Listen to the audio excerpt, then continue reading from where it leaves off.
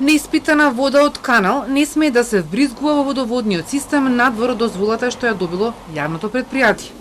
Доколку се потврдат наудите на обвинителството дека при тестирањето на притисок биле поставени потопни пумпи во канал со површинска вода во близина на преливна комора, ќе биде неопходно да се утврди дали таквата интервенција била согласно законот за водите. Порачуваат од Македонското здружение на млади правници во врска со загадената вода во Гостивар. Се работи за непрофесионално и би рекол и неодговорно однесување кога еве како што каже директорката на инспекторатот за животна средина и вчера била користена вода која не е предвидена со дозволата за користење вода надвор од секакви дозволи, надвор од секакви параметри. Од тука тоа е главниот проблем според нас и нешто што мора итно да се смени во државата, затоа што на крајот на денот ова и не е ни изолиран случај. Имавме оваа година забрана за пиење на вода и во Струга, исто така поврзано со квалитетот на водата и со изворот на водоснабдување. Од тука овие работи мора да се променат и вакви работи да не се случуваат во иднина никако.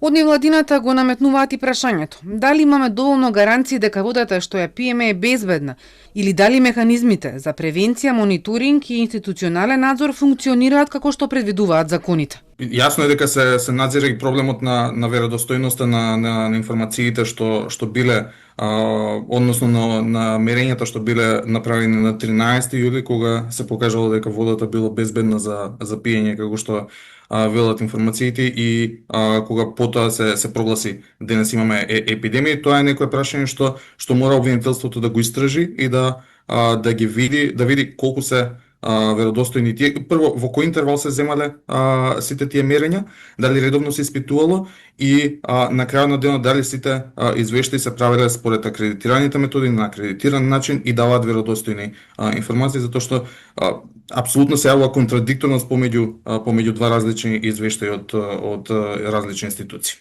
Со прогласувањето на кризната состојба, владата и надлежните институции имаат обврска да обезбедат координиран институционален одговор, посочуваат од млади правници. Тоа подразбира донесување и јавно објавување на детален акцијски план со конкретни мерки, рокови, надлежности, редовно информирање на јавноста, како и јасни критериуми за укинување на мерките и нормализација на состојбата.